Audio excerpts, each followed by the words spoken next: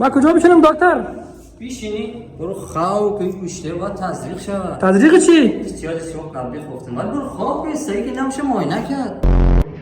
بگو اوه این جواب نمیده، این کرم از وجود تویه. بسم الله الرحمن الرحیم. یا پیغمبر. شما امروز مریضی؟ بله شما دندونان شما خراب نیست؟ دکتر من دندانم خراب نمیشه. راست چیه؟ بگو بین خودمون اومدم. ناسیم ناس میزنم. دکتر اشتباه من نمیکنی؟ استغفرالله ما مفهم یا تو؟ چرا میفهمی؟ وا دکتر چرا تمام نمیشه؟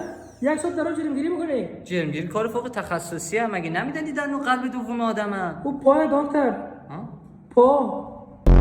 دکتر مطمئنی 20 دندان تورک تزریق میشه؟ استغفرالله ما خودمون متخصص تزریقات و خیال تو راحت. تمام شد دیگه. بلند شد. بچه شور نمیخوری؟ بلند شد. تمام شد. آها دوربین مخفیه. عجب زدی کشتی مرا. دروغ مخفی مومه تو؟ عنوان یه مرده خیلی بیشوری.